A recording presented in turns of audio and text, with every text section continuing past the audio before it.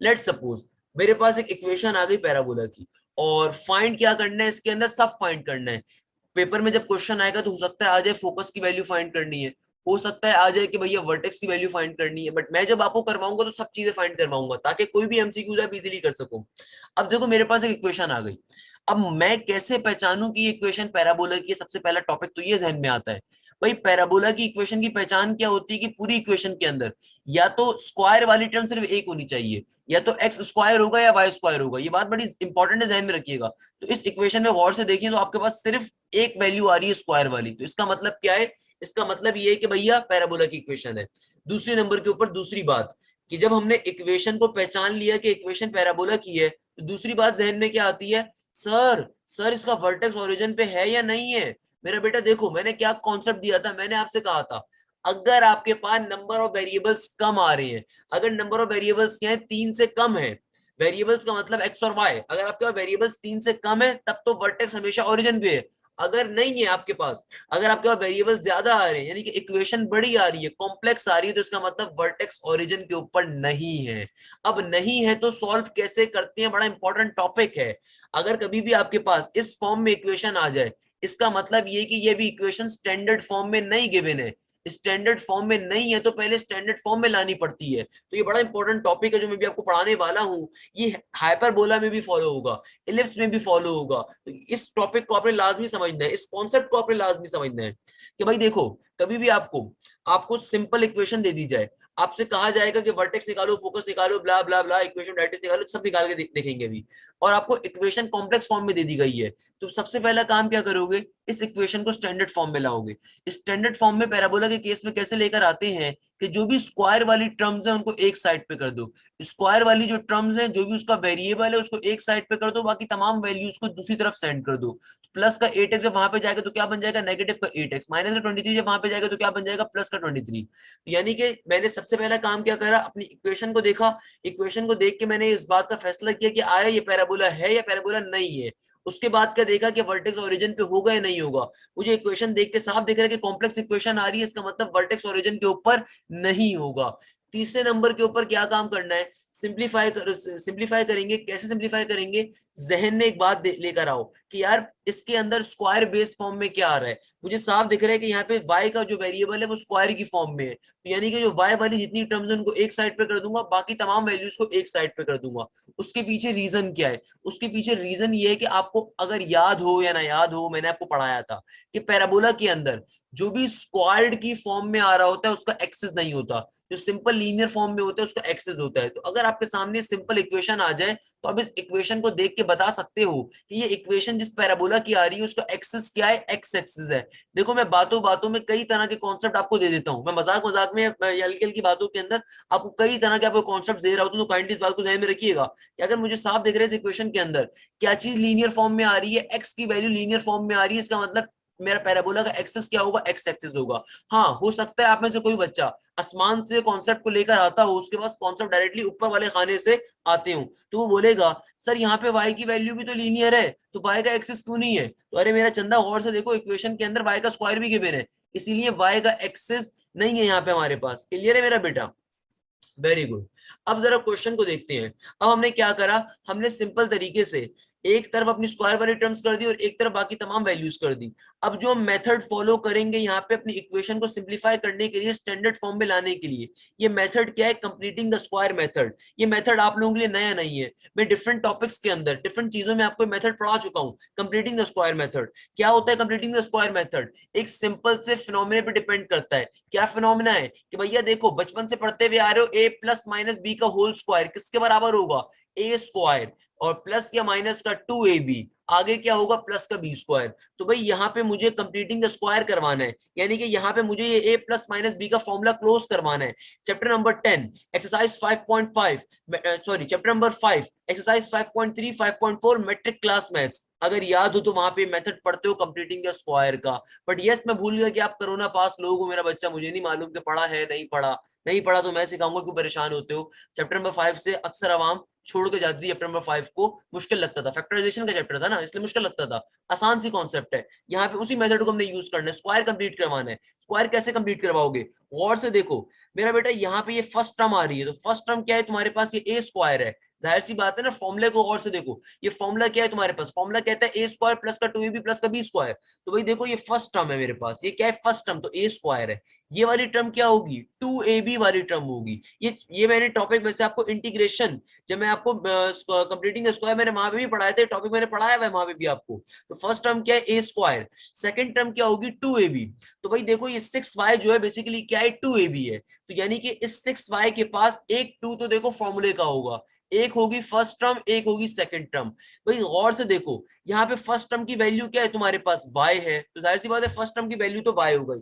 अब खुद सोचो अगर मुझे 6y बनाना है तो मैं इस 2y को ऐसे किस नंबर से मल्टीप्लाई करवाऊं कि 6y बन जाए, यानी कि इस 2 को ऐसे किस नंबर से मल्टीप्लाई करवा रहा हूँ कि 6 बन रहा होगा। भाई बहुत ही बच्चों वाला सवाल है, अकल का अंधा भी जवाब दे सकता है इस बात का कि मैं इस 2 को इस किस नंबर से मल्टीप्लाई करवाऊंगा 6 बनेगा। आप तमाम लोग बोलेंगे सर 3 से, यानी कि मेरे पास b की वैल्यू आ गई 3, b की वैल्यू आ गई 3। तो अगर मुझे अब स्क्वायर कंप्लीट करवाना है, यहाँ पे फॉर्मूला कंप्लीट करवाना है, तो मुझे क्या चाहिए होगा, प्लस का बी स्क्वायर चाहिए होगा। b की वैल्यू 3 है तो बेटा प्लस माइनस 3 नहीं लेकर आऊंगा, क्या लेकर आऊंगा, बी स्क्वायर चाहिए, तो 3 का स्क्वायर क्या होगा 9, तो प्लस का 9 माइनस का 9 लेकर आऊंगा, तो मेरा स्क्वायर यहाँ पे कंप्लीट हो जाएगा। यानी कि क्या कह रहा हूँ गौर से देखिएगा, वाई स्क्वायर माइनस 6y से मुझे क्या पता चल गया कि मेरे पास ये फर्स्ट टर्म है, ये प्लस माइनस 2 भी आ रहा है, तो मुझे b की वैल्यू मिल गई, क्या है b की वैल्यू 3। तो भैया मुझे यानी कि अगर स्क्वायर कंप्लीट करवाना है तो b स्क्वायर होता है ना, तो 3 का स्क्वायर 9 चाहिए, बट मैथ्स हमारे अब्बा जान की नहीं है कि मैं अपनी मर्जी से 9 लेकर आ जाऊं, इसीलिए एक बार प्लस में लेकर आऊंगा एक बार माइनस में लेकर आऊंगा।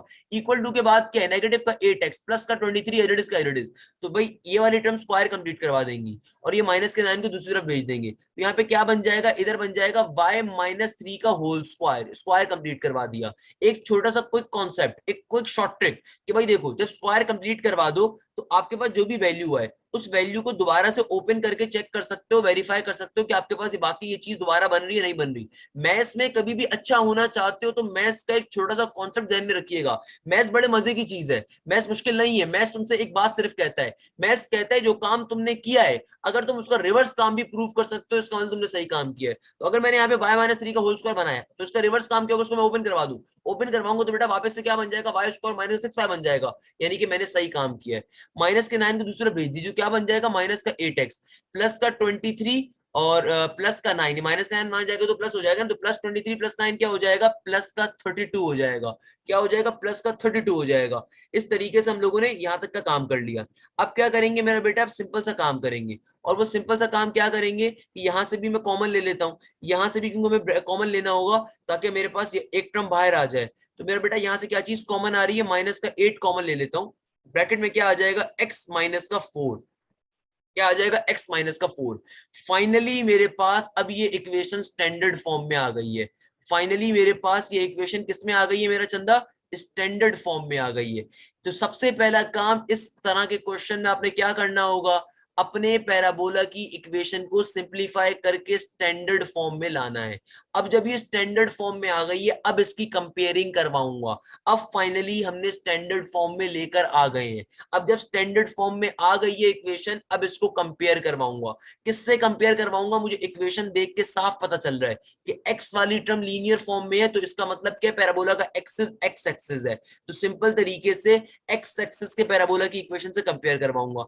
क्या होती है x एक्सिस के पैराबोला की इक्वेशन, वर्टेक्स ओरिजिन पे नहीं है तो क्या होगी, y माइनस के का होल स्क्वायर इक्वल टू के बाद 4a y माइनस का k। अब कंपेयरिंग करवाएंगे, कंपेयरिंग कैसे करवाते हैं भैया, देखो k के सामने क्या आ रहा है, 3 आ रहा है, तो इसका मतलब k की वैल्यू क्या आ गई आपके पास, 3 आ गई। मुझे मालूम है तुम में से बहुत से बच्चे बोलेंगे सर k की वैल्यू तो -3 आनी चाहिए ना, आपने +3 क्यों लिख दी। अबे अल्लाह के बंदे और से देख, माइनस के सामने -3 है, माइनस के सामने -3 तो माइनस भी तो कैंसिल आउट हो गया, तो k की वैल्यू क्या आएगी, +3। अच्छा यहाँ पे सॉरी h आएगा, यहाँ पे h होगा, अच्छा एक मिनट, यहाँ पे क्या होगा, x माइनस का h होगा, मैंने जल्दबाजी में लिख दिया था।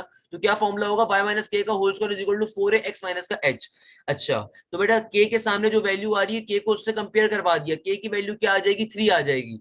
और h के सामने देखिए क्या आ रहा है, h के सामने क्या आ रहा है मेरा बेटा, पॉजिटिव का 4, क्योंकि नेगेटिव h के सामने क्या है, नेगेटिव का 4, तो नेगेटिव नेगेटिव कट गया, h की वैल्यू क्या आ जाएगी, सिंपली पॉजिटिव का 4 आ जाएगी। क्लियर है। और 4a के सामने क्या आ रहा है, नेगेटिव का 8, तो 4a को जब मैं नेगेटिव 8 से कंपेयर करवाऊंगा, 4 1 जार 4, 4 2 जार 8, तो a की वैल्यू क्या आ जाएगी, नेगेटिव का 2 आ जाएगी। इस तरीके से हमने सबसे पहले नंबर के ऊपर h भी निकाल लिया और k भी निकाल लिया और a भी निकाल लिया। अब फाइनली तमाम चीजों को फाइंड करने के ऊपर जाएंगे। बेटा ये वाला काम सबसे इंपॉर्टेंट था। अब सबसे इंपॉर्टेंट काम, उससे भी इंपॉर्टेंट काम, जो भी एमसीक्यूज आएगा वो तमाम वैल्यूज फाइंड करेंगे। सबसे पहले लेट सपोज आपसे अगर कहा जाता है वर्टेक्स की वैल्यू फाइंड करनी है, तो वर्टेक्स क्या होगा मेरा बेटा, वर्टेक्स का फॉर्मूला क्या होता है, h कॉमा के। सबसे जवाब चाहिए भाई, सारे अपने अपने घरों में बैठ के चीख चीख के जवाब दो, शाबाश।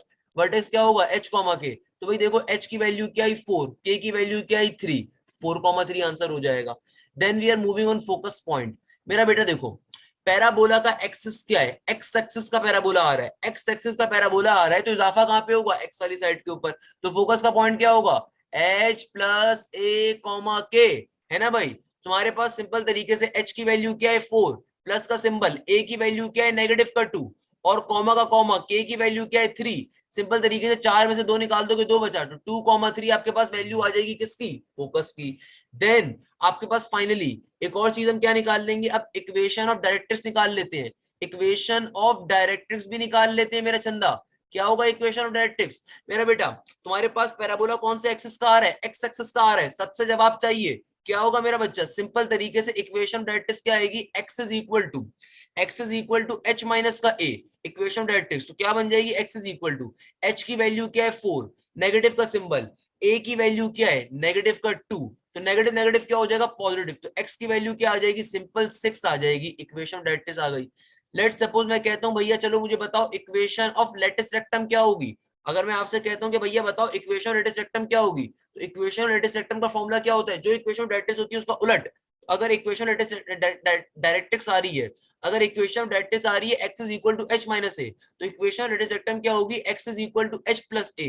तो h की वैल्यू क्या है 4, प्लस का सिंबल, a की वैल्यू क्या है नेगेटिव का 2, तो क्या बन जाएगा, 4 में से 2 गया 2 आया, तो x की वैल्यू क्या आ जाएगी, सिंपल 2 आ जाएगी, इक्वेशन ऑफ लेटिस रेक्टम की वैल्यू भी आ गई। इस तरीके से आपके पास और क्या चीज है वो भी फाइंड कर लो। लेट सपोज मैं आपसे कहता हूँ कि भाई बताओ लेंथ ऑफ लेटिस रेक्टम क्या होगी, मैं आपसे कहता हूँ कि बताओ लेंथ ऑफ लेटिस रेक्टम क्या होगी ऐसे पैराबोला की, उसका फॉर्मूला होता है, क्या फॉर्मूला होता है, मॉड 4a होता है। सिंपल तरीके से मॉड का मॉड रखिए, 4 का 4 रखिए, a की वैल्यू क्या है नेगेटिव का 2, तो क्या हो जाएगा 4 2 जार नेगेटिव का 8 हो जाएगा, मगर मॉड के सिंबल में होगा, तो मॉड की प्रॉपर्टी होती है नेगेटिव साइन को पॉजिटिव में कन्वर्ट कर देता है, तो पॉजिटिव का 8 आ जाएगी किसकी value, length of latus rectum की value, length of latus rectum की वैल्यू क्या आ जाएगी, पॉजिटिव का 8 आ जाएगी। इस तरीके से देखिए हम सारी चीजें फाइंड कर सकते हैं, इस तरीके से हम सारी चीजें फाइंड कर सकते हैं। लेट सपोज अगर मैं आपसे कह दूं कि बताओ equation of axis of parabola क्या आएगी, अगर मैं आपसे कहूं कि बताओ equation of axis of parabola क्या आएगी, अब इसमें बच्चे फंस जाएंगे, कंफ्यूज हो जाएंगे। भाई बहुत ही आसान सी बात है, क्या होगी equation of axis of parabola, भाई देखो तुम्हारा पैराबोला कहां का, एक्स एक्सिस का, तो अगर तुम्हारे पास वर्टेक्स ओरिजिन पे होता तब इक्वेशन क्या होती, y is equal to 0, but यहाँ पे वर्टेक्स ओरिजिन के ऊपर नहीं है, तो जहां y आएगा वहां पे क्या आएगा, k आएगा, जहां ख्वाब वहां HBL, ये बताया था ना भाई, जहां डॉलेंस वहां पे ख्वाब, ऐसा ही है, तो जहां y वहां पे क्या होगा, k होगा। तो सिंपल तरीके से equation of x of parabola क्या बन जाएगी, y minus k equal to 0। तो मेरा बच्चा तुम्हारे पास y का y as it is, k की वैल्यू क्या है मेरे पास, k की वैल्यू 3 है, तो y माइनस 3 इक्वल टू 0 आ जाएगी, किसकी value, equation of x of parabola की। इस तरीके से हम अपनी तमाम वैल्यूज को फाइंड कर लेंगे। अच्छा भाई बड़ा इंपॉर्टेंट क्वेश्चन और एक बहुत इंपॉर्टेंट क्वेश्चन, क्या क्वेश्चन है आइए और से देखते हैं। क्वेश्चन को अपने पास लिखिएगा, बहुत इंपॉर्टेंट क्वेश्चन है, आपकी इंटर साइड से लिया गया क्वेश्चन है, बट ये क्वेश्चन नस साइड के ऊपर आ चुका है। क्वेश्चन कहता है find the equation of a circle, find the equation of a circle, question गौर से देखिएगा बेटा, find the equation of a circle, okay, whose diameter is equal to the lattice rectum of the parabola, whose diameter is the lattice rectum of the parabola, whose diameter is the lattice rectum of the parabola, या फिर whose diameter is equal to the lattice rectum of the parabola, having equation x square is equal to negative का 36y। दोबारा question सुनिए, find the equation of a circle whose diameter is equal to lattice rectum of the parabola या whose diameter is the lattice rectum of the parabola having the equation x square is equal to negative का 36y। तो question बहुत मजे का है। Question आपसे क्या कह रहा है, गौर से सुनिएगा। Find the equation of a circle whose diameter is equal to the lattice rectum of parabola having the equation x square is equal to negative का 36y। अब इस क्वेश्चन को सॉल्व कैसे करेंगे? सबसे पहले अगर आप इस क्वेश्चन को गौर से देखो तो इस क्वेश्चन के अंदर आपको क्या फाइंड करने को कहा हुआ है, इक्वेशन ऑफ अ सर्कल। बेटा जहन अपना खोल के बहुत तरीके से क्वेश्चन को देखना है। क्या फाइंड करने को कहा हुआ है, इक्वेशन ऑफ अ सर्कल। यानी कि ये क्वेश्चन आ रहा है, परफेक्ट एग्जांपल आ रही है कॉनिक सेक्शन के अंदर सर्कल्स की और पैराबोला की कंबाइंड। यानी कि जो पर्टिकुलर क्वेश्चन आ रहा है, परफेक्ट एग्जांपल आ रही है किसकी, सर्कल्स की और पैराबोला की। तो भाई सबसे पहले इस क्वेश्चन में क्या फाइंड करना है, I have to find the equation of a circle. Okay, no issue. Then मुझे क्वेश्चन में एक स्टेटमेंट भी गिवन है और एक पैराबोला की इक्वेशन भी गिवन है। तो भाई सबसे पहले अगर मैं इसकी डायग्राम बनाने की कोशिश करूं तो डायग्राम इसकी कैसे बनाएंगे। अगर आप पैराबोला की इक्वेशन को देखो, पैराबोला की इक्वेशन क्या गिवन है आपको, x square is equal to negative का 36y। क्या गिवन है, x square is equal to negative का 36y। तो भाई मैंने आपको एक बात पढ़ाई थी, क्या पढ़ाई थी, कभी भी आपके पास पैराबोला की इक्वेशन अगर नेगेटिव में आ रही है, इसका मतलब क्या होता है, या तो आपका पैराबोला लेफ्ट हैंड साइड का है या फिर आपका पैराबोला डाउनवर्ड है। क्लियर है, बेसिक बात है। और इस पैराबोला की इक्वेशन मुझे एक और बात भी बता रही है कि पैराबोला का एक्सिस कहाँ का आ रहा है, पैराबोला का एक्सिस कहाँ के आ रहा है, वाई एक्सिस का आ रहा है। यानी कि इसका मतलब डाउनवर्ड पैराबोला है। तो अगर मैं अपनी इक्वेशन को इस तरह से ड्रॉ कर दूं, क्योंकि मेरे पास पैराबोला की इक्वेशन कैसी है, कॉम्प्लेक्स नहीं है, तो पैराबोला की इक्वेशन कॉम्प्लेक्स नहीं है, तो इसका मतलब क्या है कि वर्टेक्स ओरिजिन के ऊपर है। तो मैंने सिंपल तरीके से अपना पैराबोला ड्रॉ कर दिया, पैराबोला सिंपल सा मैंने अपना ड्रॉ कर दिया। अब क्वेश्चन की खास बात देखिएगा, क्वेश्चन में एक स्टेटमेंट गिवन है आपको कि डायमीटर किसके बराबर है, latus rectum of the parabola के। डायमीटर किसके बराबर है, latus rectum of the parabola के। तो मेरा बेटा इसका मतलब क्या है, इसका मतलब ये है कि मेरे पास सर्कल जो मेरा बन रहा है वो कुछ इस तरह से बन रहा होगा, यानी कि इस पैराबोला के अंदर। मेरी डायग्राम पे मत जाना बेटा, मेरी डायग्राम को पोलियो के कतरे बनाने की अक्सर जरूरत पड़ रही होती है, मुझे इसका अक्सर आइडिया है। तो मैं इसको तरीके से ड्रॉ कर देता हूँ कि इस तरह से आपका सर्कल ऑफ द पैराबोला होगा। अच्छा, जाहिर सी बात है, अगर मेरा ये पैराबोला आ रहा है, अगर ये मेरा क्या आ रहा है, यहाँ पे ये पैराबोला आ रहा है, तो इस पर्टिकुलर पैराबोला के अंदर, इस पर्टिकुलर पैराबोला के अंदर एक चीज होगी, फोकस। क्या होगी, फोकस का पॉइंट होगा जो कि यहाँ पे कहीं लाई कर रहा होगा, वर्टेक्स तो ओरिजिन पे लाई कर ही रहा है। और सर्कल की अगर मैं बात करूं, सर्कल के अंदर जाहिर सी बात है सेंटर का पॉइंट होगा, और डायमीटर वही होता है जो सेंटर वाला लेंथ होती है, यानी लॉन्गेस्ट लेंथ जो हमारे पास आ रही होती है। अब क्वेश्चन का पहले कॉन्सेप्ट देखो, क्वेश्चन कितना खूबसूरत क्वेश्चन तुम्हें गिवन है। तुमसे इस क्वेश्चन में मांगा हुआ क्या है, आपसे मांगा हुआ है इस सर्कल की इक्वेशन। आपसे क्या मांगी हुई है, सर्कल की इक्वेशन। आपको आगे जो कंडीशन गिवन है ना बेटा, वो $1,000,000 की कंडीशन है। कि जब मैं भी रिसेंटली इस क्वेश्चन को देख रहा था तो मुझे बड़ा मजे का लगा, काफी अरसे बाद ये क्वेश्चन। क्या कह रहा है, आपसे कहता है कि भैया जो डायमीटर है ना सर्कल का, वो लेंथ ऑफ दी या latus rectum of the parabola के बराबर है। यानी कि सर्कल का डायमीटर, सर्कल का डायमीटर क्या है, ये वाली लाइन होगी ऑब्वियसली। सर्कल का डायमीटर क्या होगी, ये वाली लाइन होगी, जो कि मैंने आपको यहाँ पे शो भी करवाई हुई है। मैं इसको हाईलाइट भी कर देता हूँ मजीद। ये वाली लाइन जो होगी क्या होगी, ये सर्कल का डायमीटर है। और अगर आप गौर करो, क्वेश्चन आपसे क्या कह रहा है, जो सर्कल का डायमीटर है बेसिकली वो latus rectum of the parabola के बराबर है। तो जल्दी से जहन में लेकर आओ, लेटिस रेक्टम क्या होता है। लेटिस रेक्टम मैंने क्या पढ़ाया था, क्या होता है, ऐसी लाइन, ऐसी लाइन जो कि फोकस से पास कर रही हो और पैराबोला के ऊपर दो पॉइंट्स को टच कर रही हो, तभी वो आपसे कह रहे हैं कि डायमीटर और लेटिस रेक्टम की वैल्यू बराबर है। तो यहां से आप एक कॉन्सेप्ट अपने जहन में लेकर आ जाओगे, और वो कॉन्सेप्ट क्या होगा कि focus of the parabola and centre of the circle are basically equal. कि focus of the parabola and centre of the circle are basically equal. क्यों इक्वल है, क्योंकि मेरा बेटा क्वेश्चन की ये स्टेटमेंट आपको गिवन है कि भैया तुम्हारे पास जो इस पैराबोला का लेटिस रेक्टम है वो डायमीटर के बराबर है। जाहिर सी बात है, डायमीटर वो लाइन होती है जो सेंटर ऑफ द सर्कल से पास करती है, आप इस बात को एक्सेप्ट करोगे। और लेटिस रेक्टम वो लाइन होती है जो फोकस के पॉइंट से पास करती है। दोनों बीच के अंदर होते हैं, दोनों बीच के अंदर होते हैं। तो अगर क्वेश्चन मुझसे कह रहा है कि फोकस, अगर मुझसे क्वेश्चन कह रहा है कि लेटिस रेक्टम और डायमीटर बराबर है, इसका अल्टीमेटली मतलब क्या है, क्वेश्चन कहना चाह रहा है कि फोकस और सेंटर की वैल्यू आपस में क्या है, बराबर है। ये कॉन्सेप्ट बहुत इंपॉर्टेंट है। अब आते हैं क्वेश्चन के ऊपर। आपको इस क्वेश्चन के अंदर पैराबोला की इक्वेशन गिवन है x square is equal to negative का 36 सबसे पहले मैं फोकस का पॉइंट यहाँ से कैलकुलेट कर लूंगा। कैसे कैलकुलेट करूंगा, इस इक्वेशन को अपनी ओरिजिनल इक्वेशन से कंपेयर करवाऊंगा तो क्या बन जाएगी, x square is equal to 4ay से कंपेयर करवाऊंगा। मेरे पास सिंपल तरीके से यहाँ पे a की वैल्यू आ जाएगी, जब 4a की वैल्यू आएगी किसकी, नेगेटिव का 36 के बराबर, 4 1 4 4 9 36, तो a की वैल्यू क्या आ जाएगी, माइनस का 9। तो अब मैं अगर आपसे कहता हूँ कि भैया बताइए मुझे फोकस का पॉइंट क्या होगा, तो भाई देखो ये एक ऐसा पैराबोला है जिसका एक्सिस क्या आ रहा है, वाई एक्सिस आ रहा है, एक्सिस क्या आ रहा है, वाई एक्सिस आ रहा है। तो मेरा चंदा फोकस का पॉइंट क्या होगा, फोकस का पॉइंट हमारे पास बहुत ही सिंपल सा होगा। क्या सिंपल सा पॉइंट होगा फोकस का, ये होगा मेरे पास 0, a होगा। तो यहाँ पे फोकस की वैल्यू क्या आ जाएगी मेरे पास, 0, -9 आ जाएगी। और मैं ये स्टेटमेंट आपको समझा चुका हूं कि जो फोकस पैराबोला का है वो सेंटर के बराबर है। तो इस तरीके से मुझे 0, -9 सेंटर की वैल्यू भी मिल गई। किसकी वैल्यू मिल गई, सेंटर ऑफ अ सर्कल की वैल्यू भी मिल गई। अब चलते हैं दूसरी चीज के ऊपर। अब देखिए, अब मैं finally length of latus rectum को फाइंड कर लूंगा। लेंथ ऑफ लेटिस रेक्टम को क्यों फाइंड करेंगे भी आपको उसकी रीजन समझ में आ जाएगी। तो मेरा बेटा लेंथ ऑफ लेटिस रेक्टम का फॉर्मूला क्या होता है, मॉड 4a। तो मेरा बेटा देखो a की वैल्यू क्या है, -9, तो क्या हो जाएगा, a के अंदर a की वैल्यू पुट करवा देंगे तो 4 9 सिंपल तरीके से क्या हो जाएगा, -36 हो जाएगा। और सिंपल तरीके से मॉड की प्रॉपर्टी होती है, उसको पॉजिटिव में कन्वर्ट कर देगा तो पॉजिटिव का 36 आ जाएगा आंसर। मेरे पास ये किसका आंसर आ गया, लेंथ ऑफ लेटिस रेक्टम का आ गया। मगर क्वेश्चन की स्टेटमेंट मालूम है क्या स्टेटमेंट थी, क्वेश्चन तुमसे क्या कह रहा था, क्वेश्चन तुमसे कह रहा था कि लेंथ ऑफ लेटिस रेक्टम किसके बराबर है, लेंथ ऑफ लेटिस रेक्टम बराबर है डायमीटर ऑफ द सर्कल के। यानी कि तुम्हारे पास 36 जो लेंथ ऑफ लेटिस रेक्टम की वैल्यू आई है, दर हकीकत डायमीटर ऑफ द सर्कल की वैल्यू आ गई।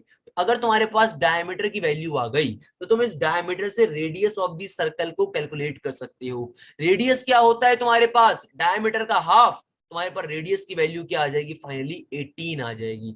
36 डिवाइडेड बाय 2 करूंगा तो क्या आ जाएगी, 18 आ जाएगी। इस तरीके से आपको सर्कल का सेंटर भी मिल गया और रेडियस भी मिल गया। मुझे नहीं पता कि तुम्हारे ऊपर वाले खाने के अंदर कोई चीज रुकती है या नहीं रुकती, अगर तो रुकती है तो मुझे जल्दी से एक बात का जवाब दे दो, शाबाश, अभी टेस्ट हो जाएगा। जब कभी तुम्हें सेंटर भी गिवन होगा, रेडियस भी गिवन होगा, तो सर्कल की कौन सी इक्वेशन यूज करोगे, वेरी गुड मेरा बच्चा, कौन सी इक्वेशन यूज करोगे, स्टैंडर्ड इक्वेशन यूज करोगे। स्टैंडर्ड इक्वेशन यूज करते हैं जब कभी हमारे पास सर्कल का सेंटर भी गिवन हो और रेडियस भी गिवन हो। तो जिस इक्वेशन के ऊपर काम करेंगे वो स्टैंडर्ड इक्वेशन होती है।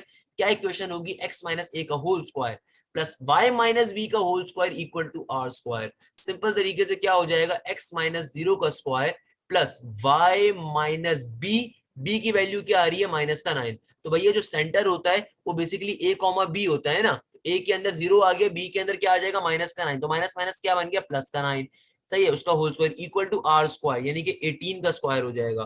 किसका स्क्वायर हो जाएगा, सिंपल तरीके से 18 का। सिंपल तरीके से फॉर्मुलाज को हम ओपन करवा देंगे। तो x माइनस 0 के स्क्वायर का मतलब क्या, x का स्क्वायर, और यहाँ पे फॉर्मुला ओपन हो जाएगा तो क्या बन जाएगा, प्लस का y स्क्वायर, 9 2 18y प्लस का 9 का स्क्वायर क्या हो जाएगा, सिंपल 81 हो जाएगा। 18 का स्क्वायर क्या हो जाएगा मेरे पास, सिंपल तरीके से if I am not wrong 324, 18 का स्क्वायर क्या हो जाएगा, 324। तो ये क्या बन गया, ये बन गया एक्स स्क्वायर प्लस का वाई स्क्वायर प्लस का 18y। तो 324 इस तरफ भेजूंगा तो 81 से माइनस हो जाएगा, तो क्या बनेगा, 4 में से 1 गया तो 3 और एक कैरी, तो आपके पास क्या बन जाएगा, सिंपल तरीके से ये आ रहा होगा मेरे ख्याल में 243। क्या आ जाएगा, नेगेटिव का 243 इक्वल टू के बाद 0।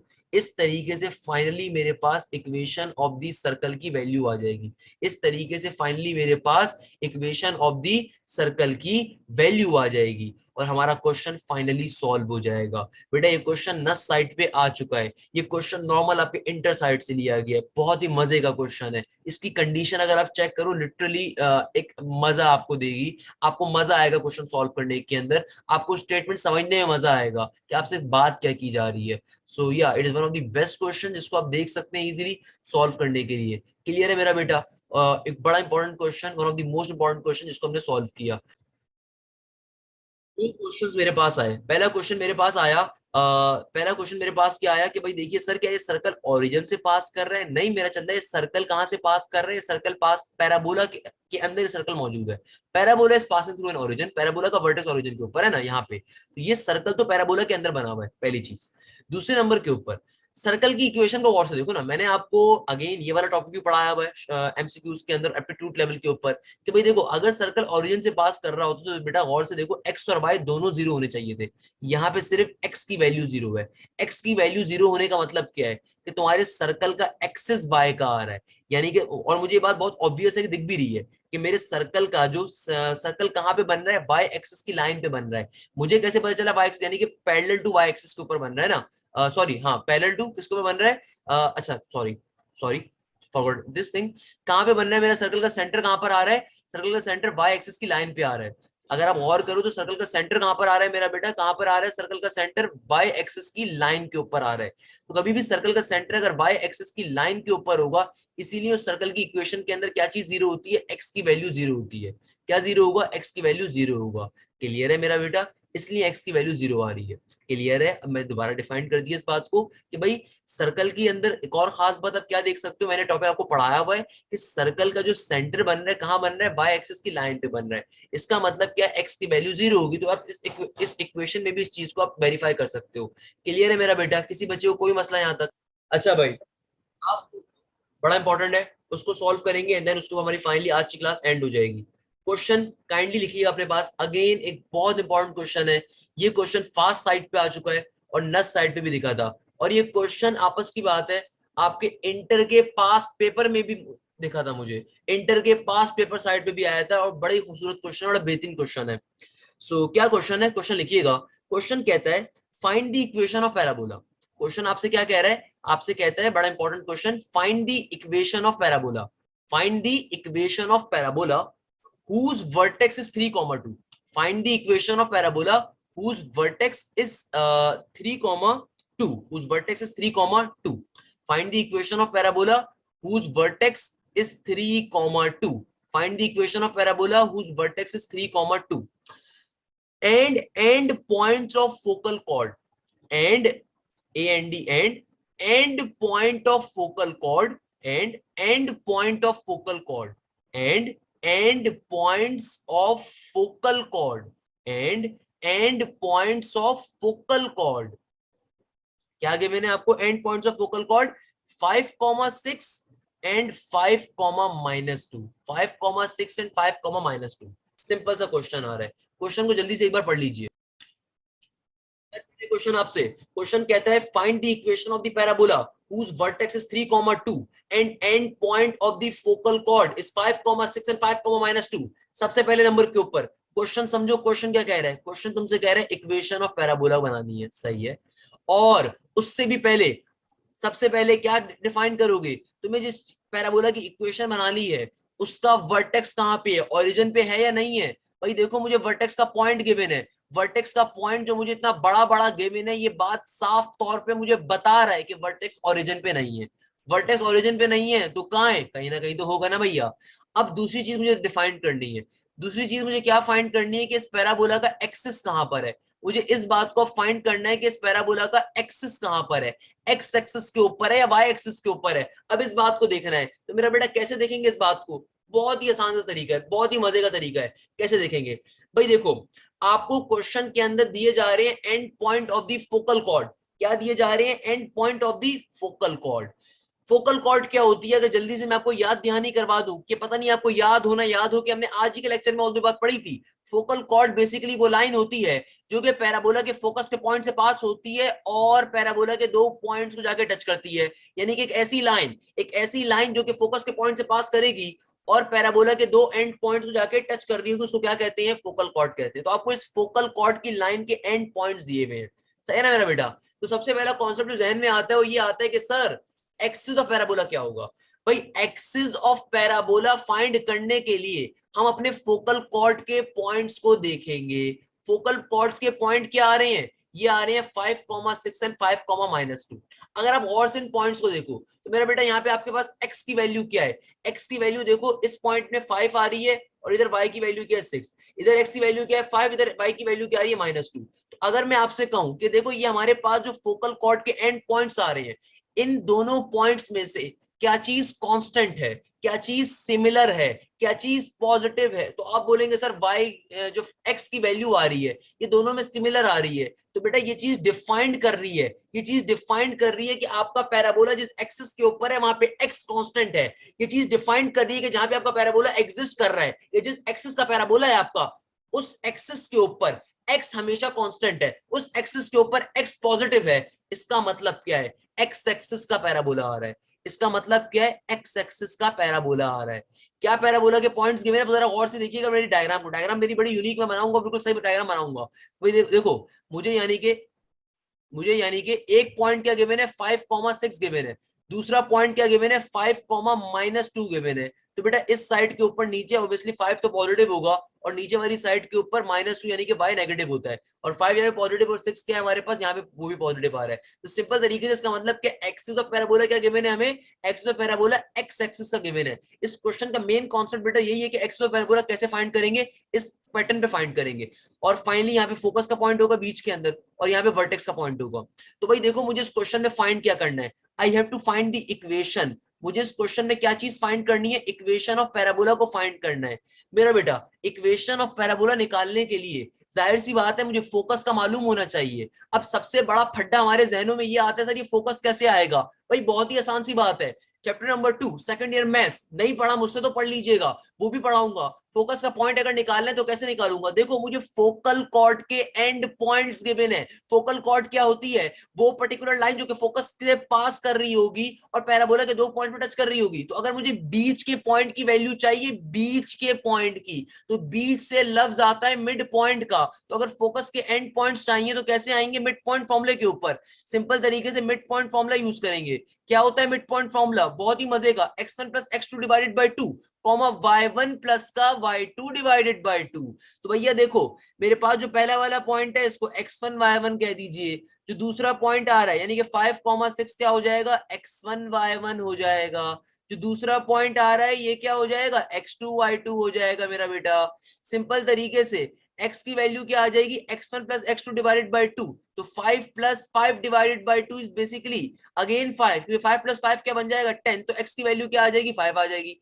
y की वैल्यू क्या आ जाएगी, 6 माइनस का 2 डिवाइडेड बाई 2, तो 4 डिवाइडेड बाई 2 2 आ जाएगी। तो y की वैल्यू क्या आ जाएगी, 2 आ जाएगी।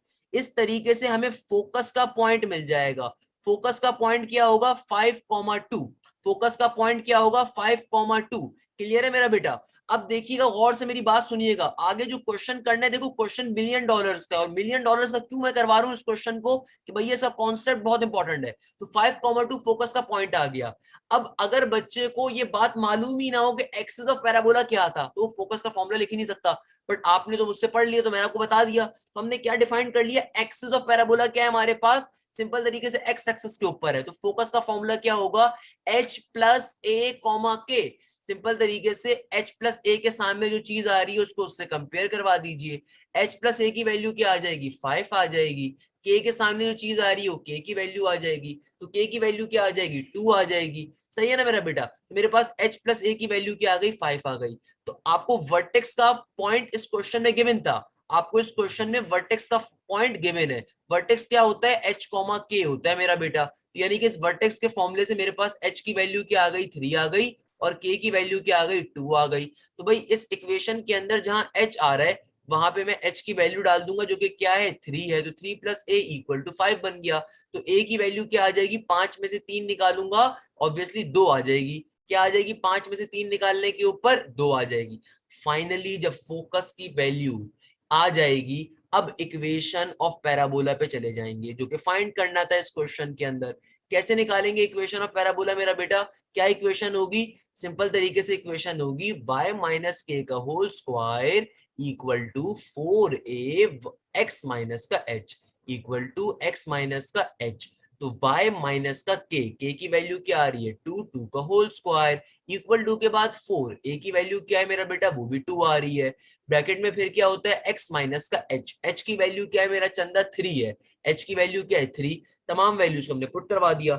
इसको सिंप्लीफाई करके ओपन करवाना चाहते हो ओपन करवा लीजिए। क्या बन जाएगा यहाँ पे, ये बन जाएगा y स्क्वायर माइनस का 4y आगे प्लस का 4 इधर क्या हो जाएगा, 4 2 जार 8, और फिर ये 8 पूरी टर्म से मल्टीप्लाई हो जाए तो क्या बन जाएगा, ये बन जाएगा 8x माइनस का 8 3 जार 24।